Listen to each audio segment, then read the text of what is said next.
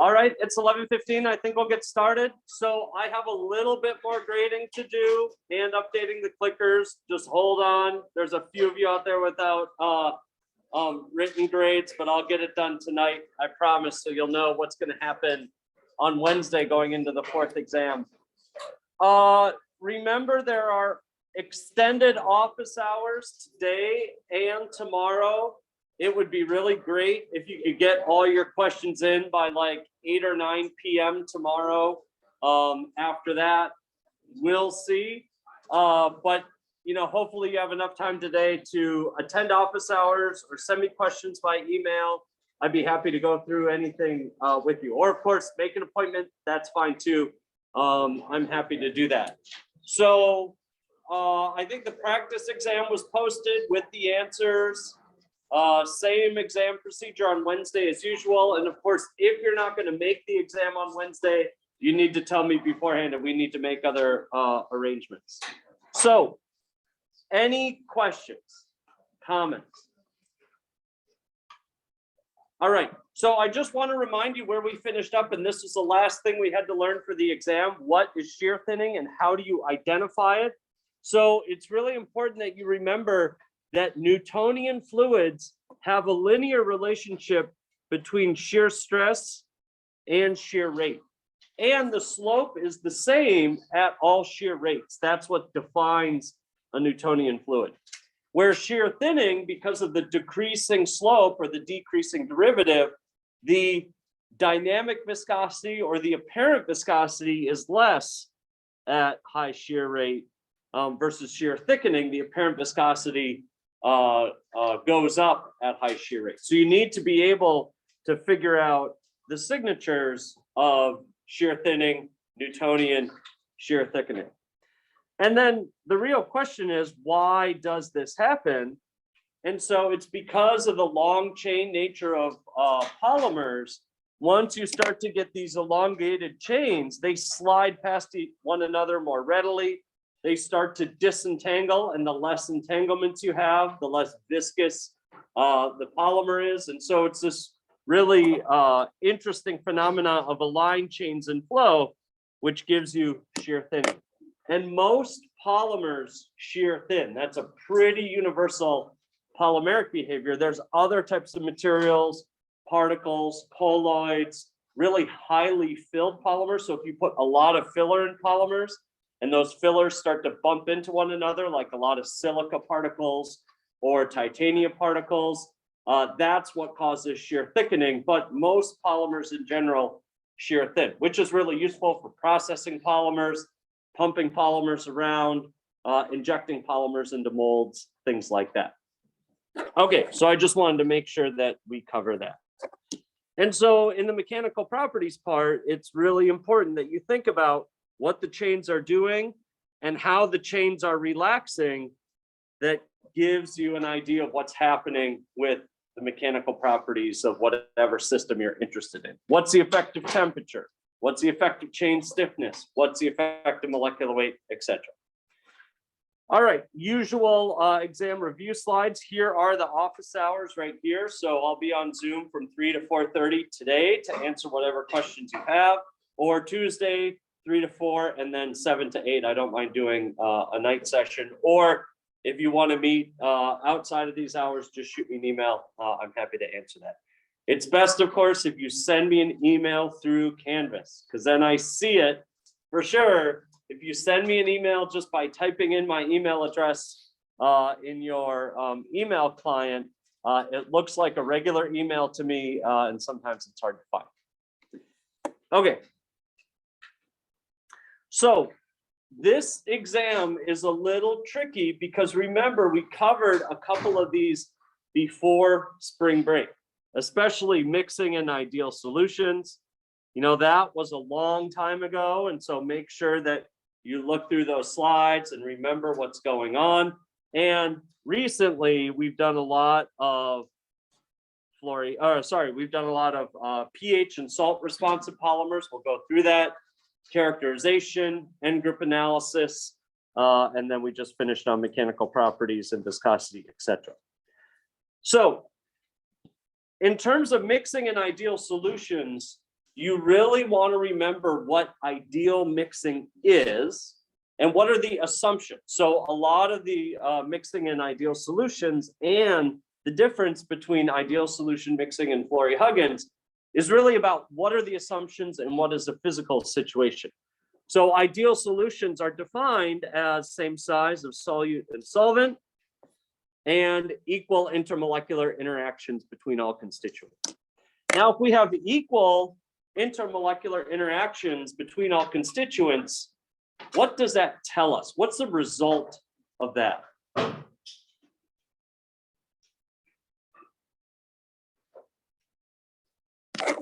In an ideal solution, delta H of mixing equals what? 0. Perfect. And that's a consequence of this assumption that all the IMFs between solute and solvent are the same. What is the delta S of mixing for an ideal solution?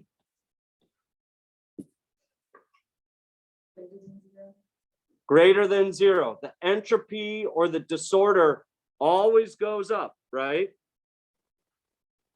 Because you take red circles in one pot, blue circles in the other pot, you mix them together, you can see the disorder go up. So delta S, the change in entropy from one state to the other, always increases. Which means if we examine the free energy of mixing,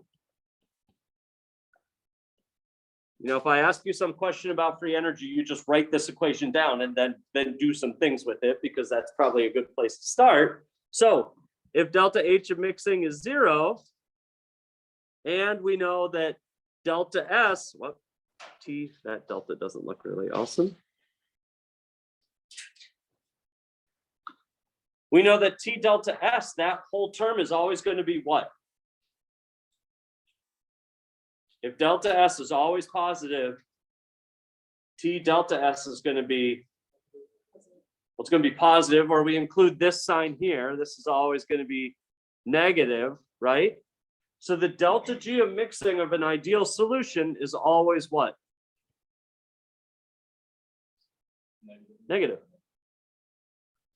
Which means it's always thermodynamically favorable to mix these ideal solutions. Things will mix because the change in entropy is positive, and the universe always wants to go to more disorder, right? And so that's a really important consequence of ideal solution. So delta H of mixing is always less than 0, which is thermodynamically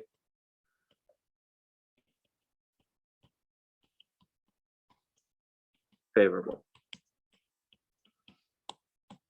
Great.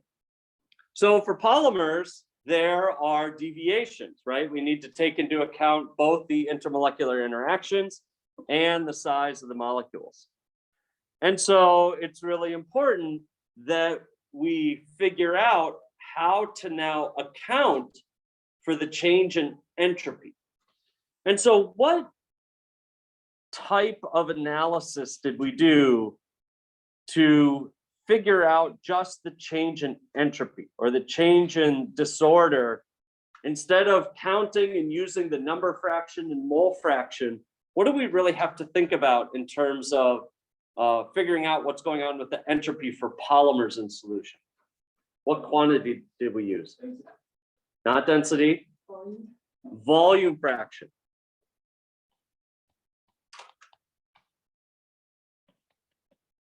And you can see that on the equation sheet, right? There's an equation for ideal mixing of solution. I don't tell you what that equation is, but it's based on the mole fraction and the number of moles. But for Florey-Huggins, you use the volume fraction. That's really important difference because there's only one polymer molecule on this and 75, I think, red molecules. But the volume fraction is 25 or 0.25 for the polymer, 0.75 for the solvent. So there's a big difference between the two. And so to calculate the delta S of mixing in a polymer solution, this is on your equation sheet as well. You have phi 1 and phi 2, which are now the volume fractions of the polymer and the solvent. So that's an important difference. How do we account for the enthalpy or the intermolecular interactions between solvent and polymer in Florey-Huggins? What was that parameter called? So it's derived from the solubility parameter, but what is the Florey-Huggins, what is the term or the symbol in the Florey-Huggins equation that captures that information from the solubility parameter? What does it look like? What's it called? It's a chi, right?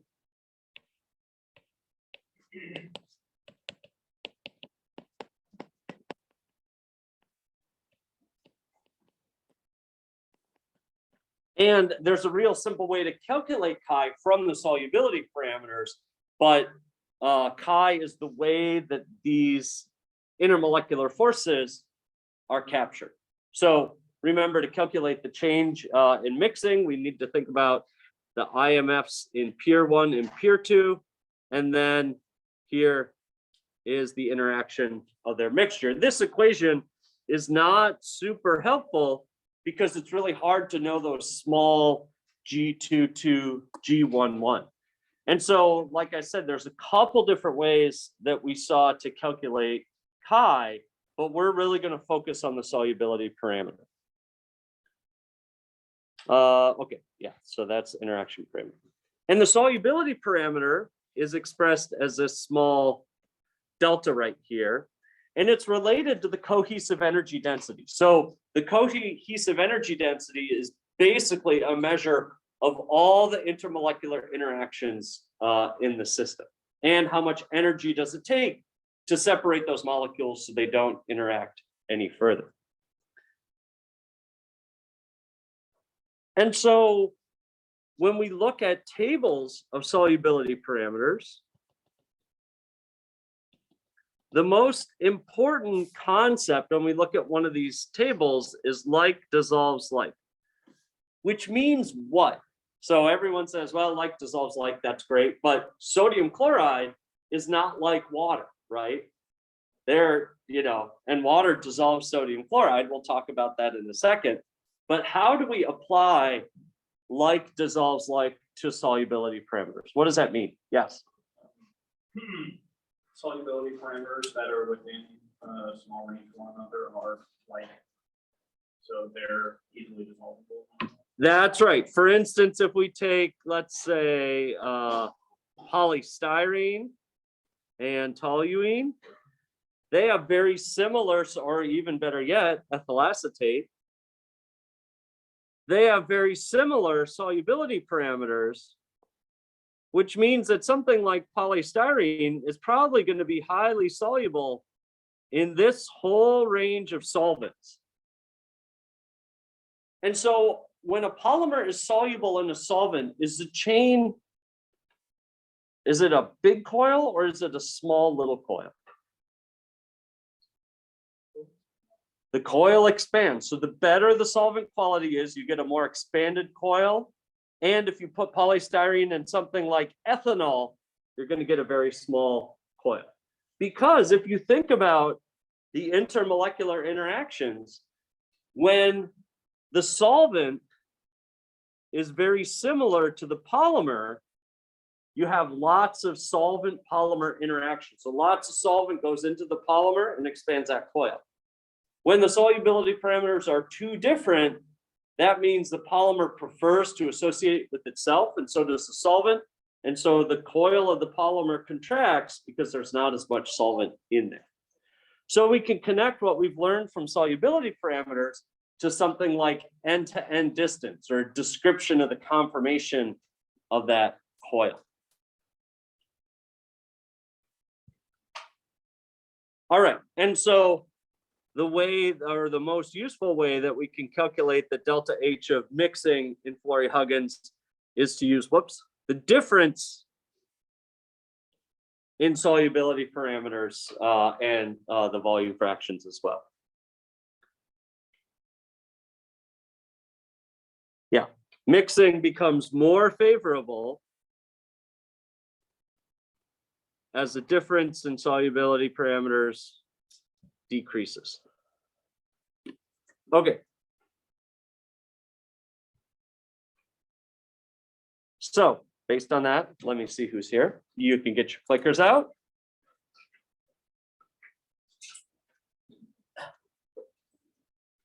So based on what we discussed, and which solvent do you expect polystyrene to have the largest RMS end-to-end distance?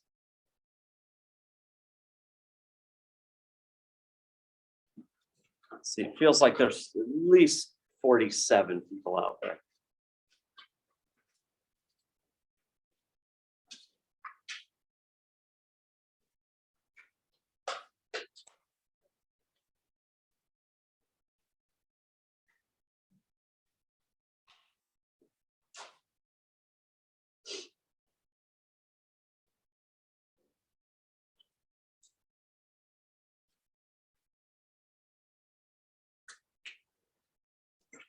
Largest RMS end-to-end distance is the most expanded coil.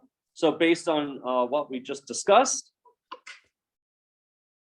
toluene is going to be, out of these choices, toluene is going to be the best solvent for polystyrene. And so I might not ask you about the coil size. I might just ask you, given this table, what's the best solvent for polystyrene? And so you should be able to tell me, oh, a good solvent has a very similar solubility parameter to the polymer I want to dissolve. Questions or comments on this? All right. Oh, 43, I was close. So the interaction parameter, or the Flory-Huggins interaction parameter, is built in to the delta G of mixing when we account for the volume fractions. And now we know as the interaction parameter gets higher and higher, that increases the delta GM, because you look at R positive, T positive, and this has a positive sign in front of it. So as delta 1 and delta 2 get further apart, delta GM becomes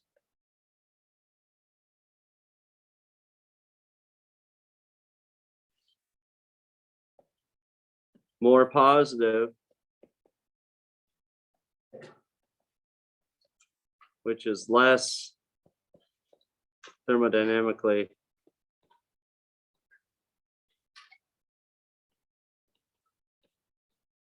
favorable. So as delta G of mixing gets more and more positive, as chi increases, mixing becomes less and less, or more and more thermodynamically unfavorable. So our concept of having solubility parameters that have a big difference, not very soluble, and that's borne out in the mathematical equation as well. And this is called the Flory-Huggins equation. Of course, it'll be on your equation sheet, but none of the terms will be identified, and so you need to know how to use it, or what might happen if we change chi. What happens to the free energy of mixing?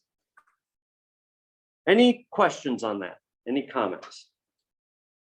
All right, make sure you can relate solubility to chain conformation to free energy of mixing. That will be really important. All right, so for polyelectrolytes in solution, those are important because now, instead of just a polymer like polystyrene and toluene, you have interesting things happening because you create ions in solution and on the chain.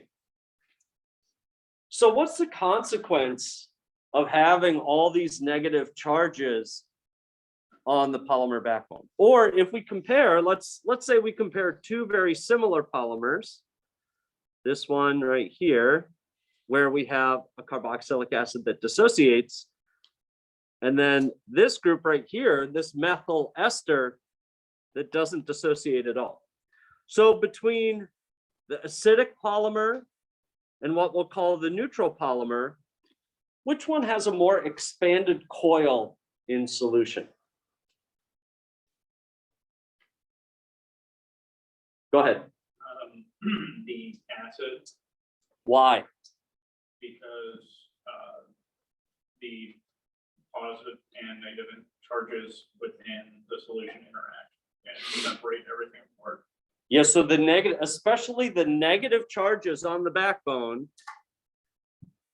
So for these two polymers, negative charges on the backbone repel each other and stretch out coil.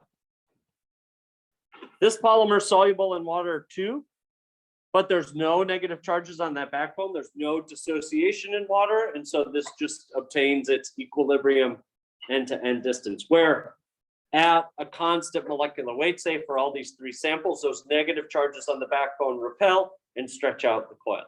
And that's called the polyelectrolyte effect.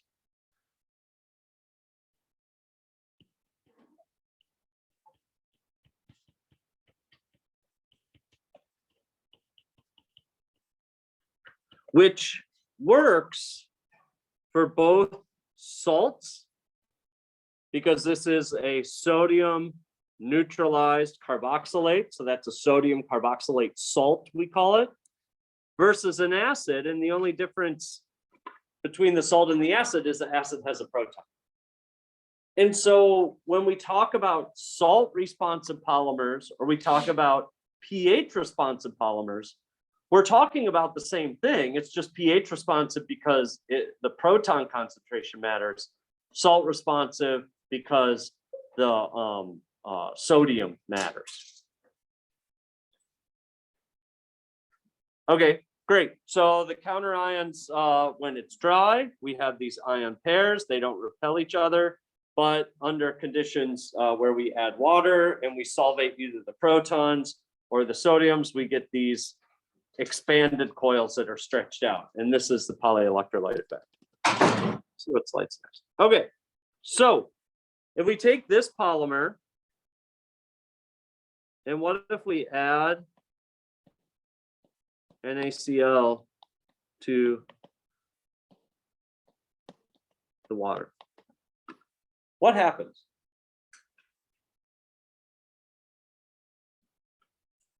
Go ahead. It's gonna coil back up. Yes, it's going to coil back up. Why?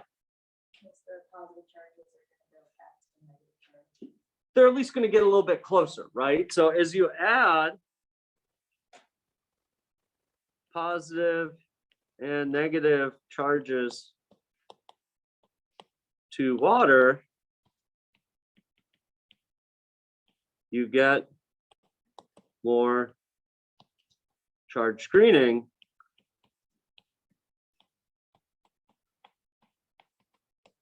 of the backbone.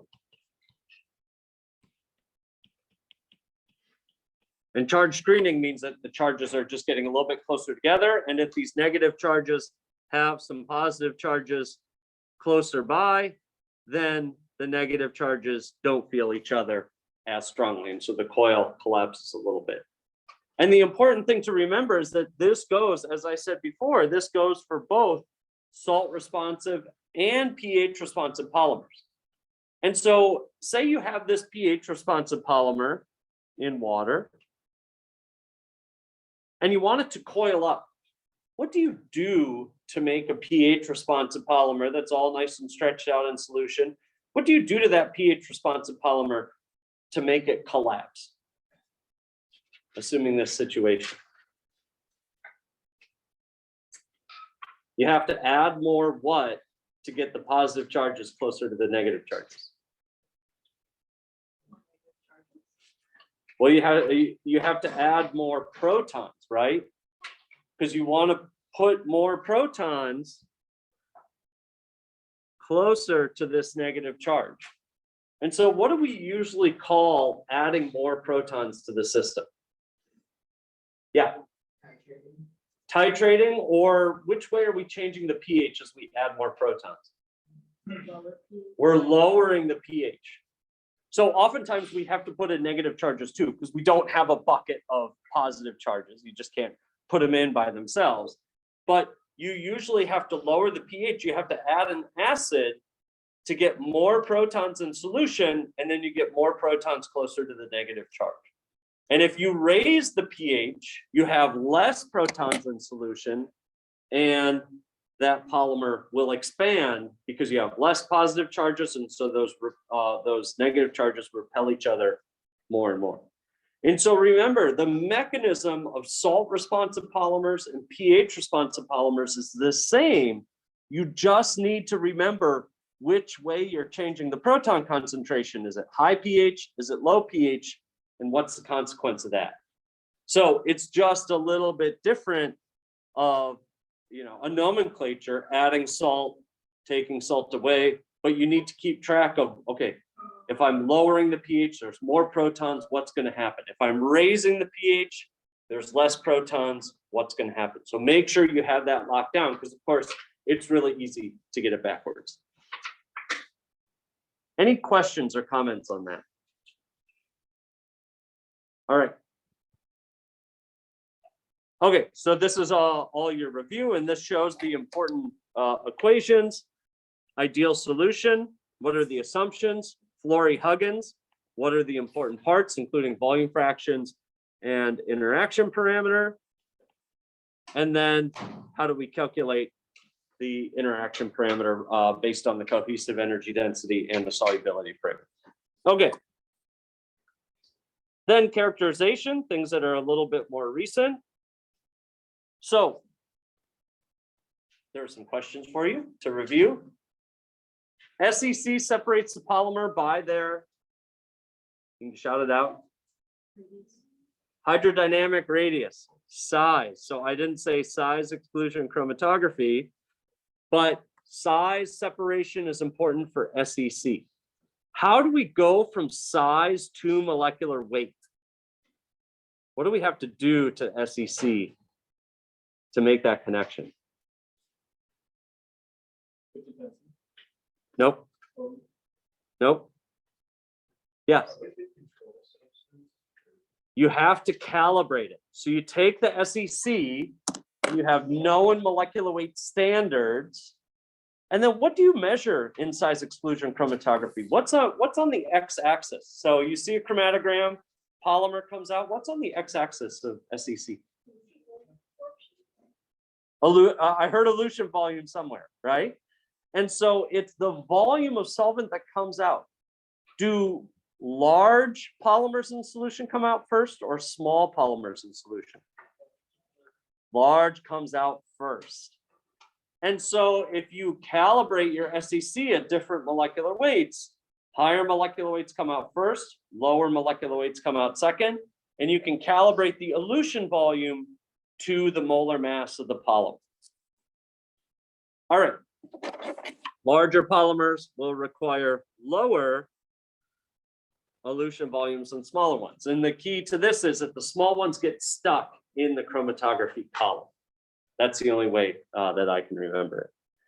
So it's worthwhile thinking about the mechanisms of size exclusion chromatography, hydrodynamic radius in solution. So if you change the polymer chain through branching, we know that branched polymers are smaller in solution for a given molar mass than linear polymers. If you change the solvent, the hydrodynamic radius will change. And of course, if you change the molecular weight, the hydrodynamic radius will change. And so you want to go through some of those basics of size exclusion chromatography and be able to walk your way around. Is the polymer larger in solution, smaller in solution? Does it come out first or at lower elution volumes? Does it come out at higher elution volumes? All right, going to DSC, melting corresponds to what peak?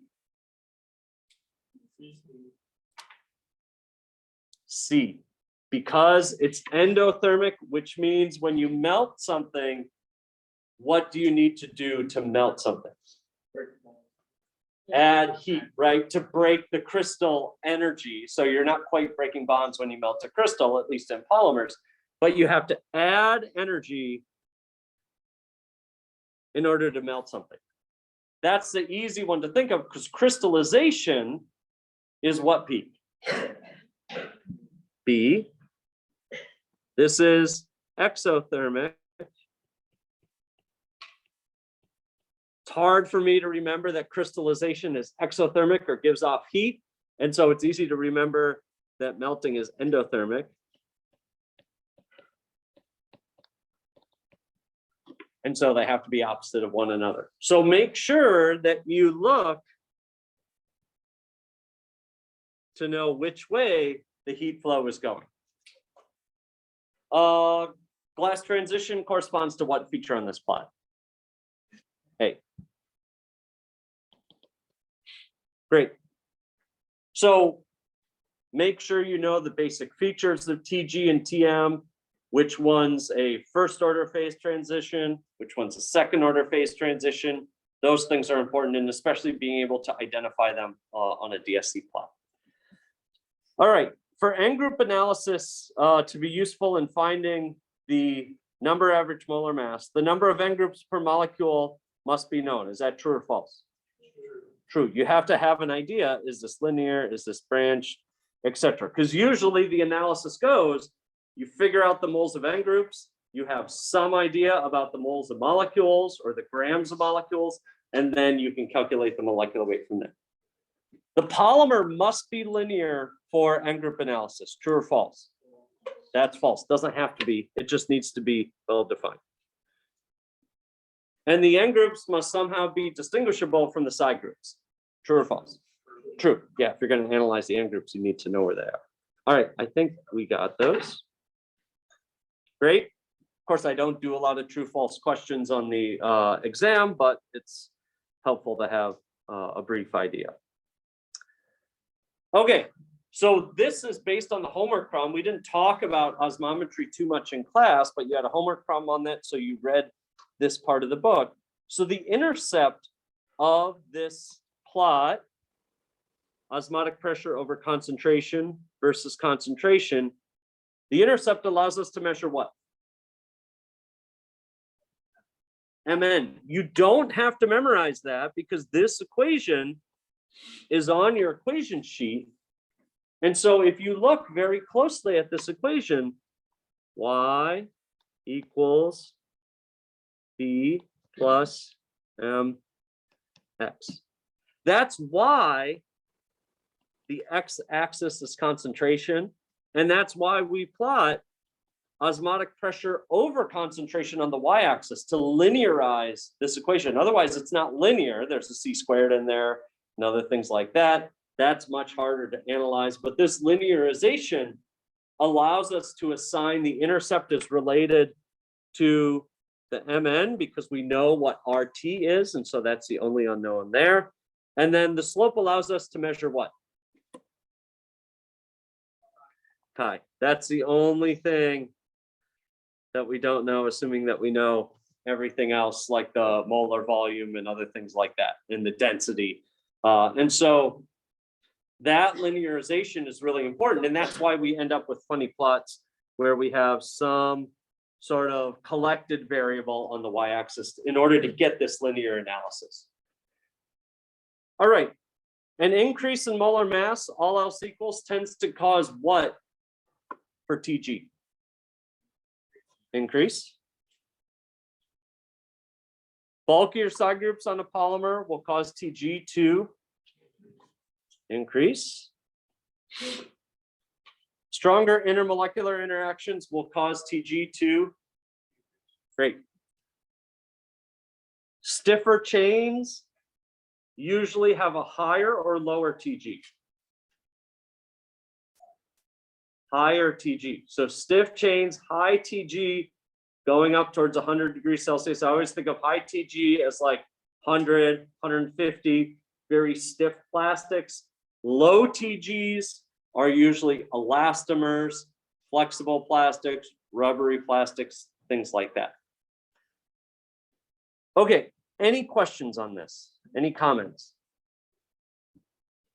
All right, let's keep going. I think we got them all. All right, which class of polymers, you can get out your clickers.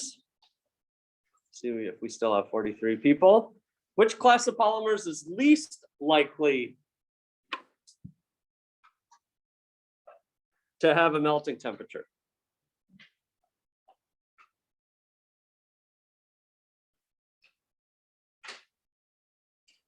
And remember, melting temperature in polymer science is defined as Tm. So all of these have a Tg because every single polymer has a Tg. But likely, which one is not going to have a detectable Tm?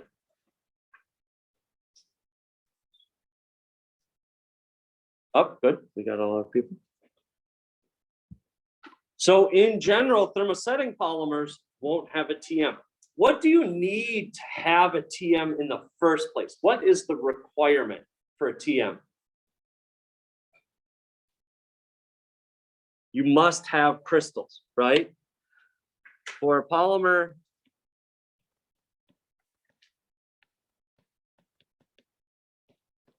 to have a Tm, it must have crystals. So lots of thermoplastics have semicrystalline domains, HDPE, right? PLA, things like that. What about elastomers? Do you think elastomers have a lot of crystals or just a few crystals? Just a few. Why can elastomers only have just a few crystals or have a low percent crystallinity?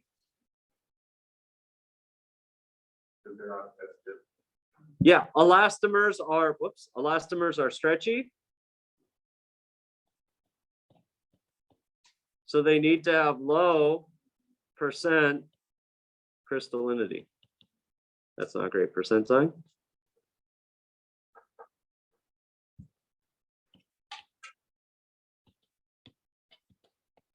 But they can have some, especially if we elongate that elastomer and we get strain-induced crystallization. The temperature of that elastomer goes up because it crystallizes, so it gives off some heat, and then we can release it. We get some hysteresis and those crystals melt. So we can't have a high percent crystallinity in elastomers, but we can have some. Why would thermosets generally not have crystals? Thermosets have a lot of what by definition? Cross-linking. And cross-linking looks like what type of polymer chain feature that stops crystallization? Branching, right? A cross-link kind of looks like a branch. In fact, it's just a connected branch between two molecules. And so if we have enough of those branches, we're going to inhibit crystallization because we know as we branch polymer more, the percent crystallinity goes down. So, you know, we can see for thermoplastics and elastomers, okay, I can see where the crystallinity comes from. Thermosets is probably the best answer, although elastomers is tricky for this one, but I wanted to talk about strain-induced crystallization. All right, next question. Which polymer shown without any further chemical modification is a good candidate for N-group analysis using acid-base titration?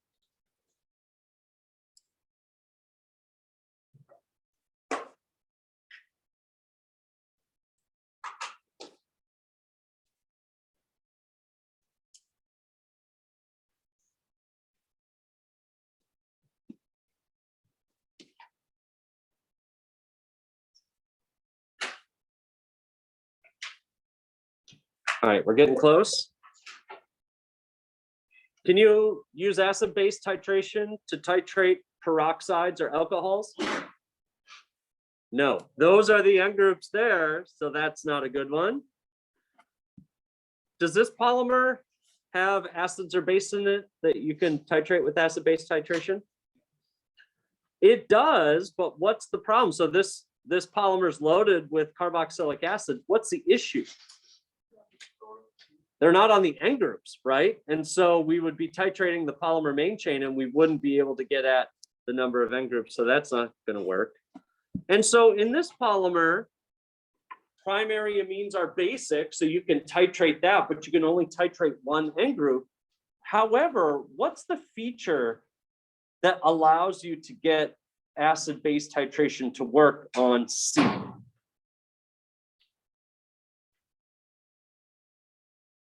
You know from the chemical structure that it's only one N group per molecule. Even though it's a linear polymer, it's well defined that one end of the polymer is going to be titrated. And that will allow you to say, okay, I've got one titratable N group per molecule. I can do an acid-base titration and get it. So because this primary amine, you can titrate and you know one N group per polymer chain. That's well defined. You're all set. So C is the best answer for that one. Yes.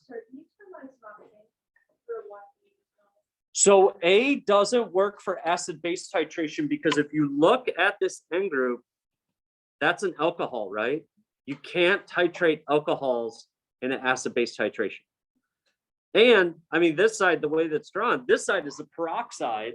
That's not going to work in acid-base titration either. So you need to have a carboxylic acid. You need to have an amine, something that you can titrate, because in the question I said with acid-base titration.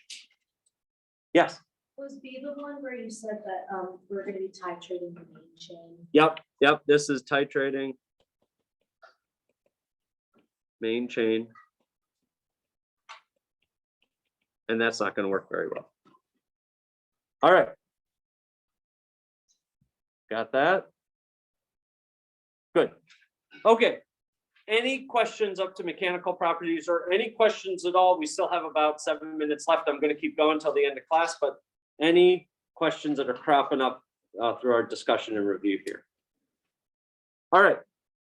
So remember, mechanical properties, you really want to have this stress strain curve in your head and know where elastomers, glassy polymers, semicrystalline polymers, and really high strength brittle polymers reside. You need to know the features of brittleness, need to know the features of Young's modulus, etc. So based on all this, which polymer do we expect to have the higher modulus? HDPE or LDPE?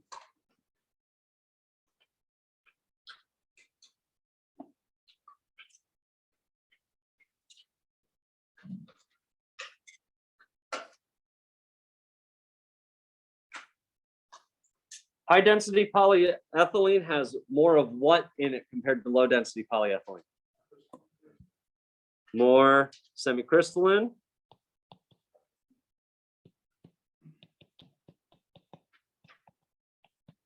And more crystals equals higher modulus. Why is the percent crystallinity for LDPE lower than HDPE? Less crystals. It has less crystals, but why? What? It's branched. That's right. LDPE is branched. Great.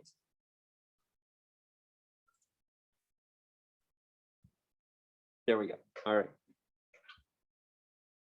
So we have strain-induced crystallization.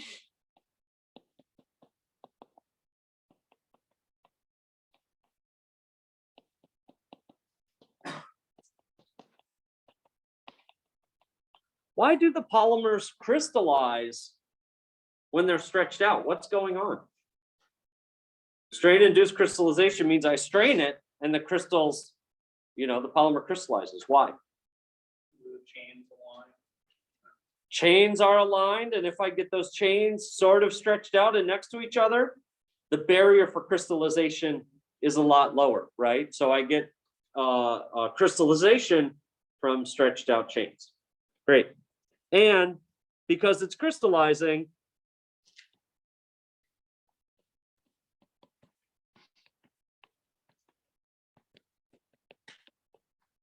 is exothermic, so the temperature goes up.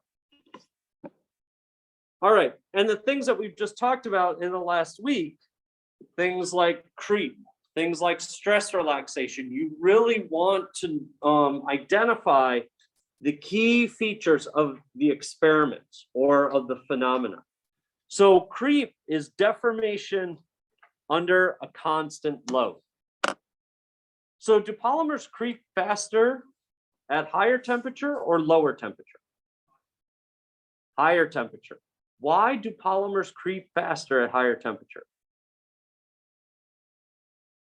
Because crystals melt and that allows it to become more elastic. Well, you don't have to melt any crystals for creep. So amorphous polymers creep too. But why would a polymer in general, if there's no phase transition, why would it creep faster at higher temperature? The chains relax faster at higher temperature, right? More thermal energy, chains are moving more, and creep is all about chains relaxing and disentangling.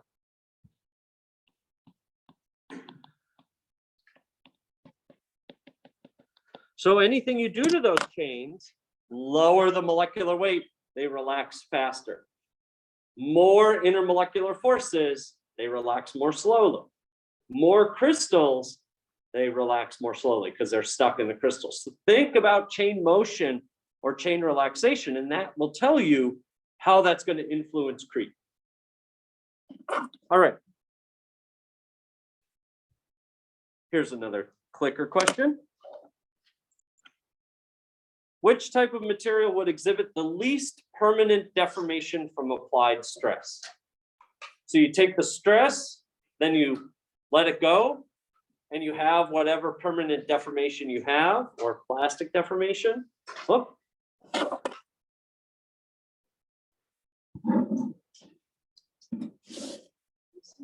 So what type of material has the least permanent set in it?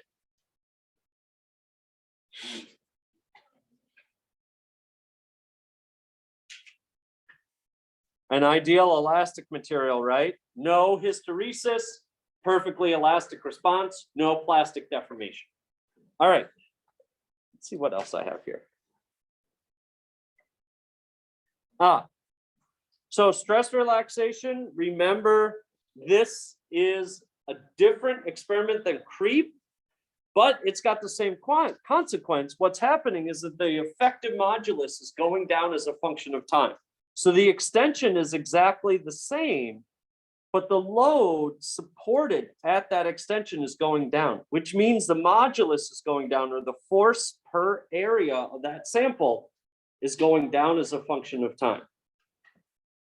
And so we see the modulus or the dynamic modulus or the relaxation modulus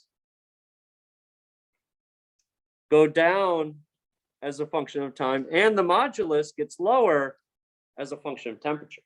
And you see the stress relaxation happens faster at higher temperatures, because if stress relaxation is controlled by chain relaxation, if you make the polymer less stiff, it will relax faster. If you take the polymer up to higher temperature, chains are more flexible, they'll relax faster. And so just like creep, you want to think about the things that are going on with the chains and what makes them relax more quickly or more slowly. All right, and so just remember the time dependence of that. And so we talked a lot about silly putty, is that either time or temperature matters. All right, last clicker question. If a polymer melt exhibits a decrease in apparent viscosity at higher shear rates, then this polymer does what? Is it Newtonian? Is it shear thickening or shear thinning?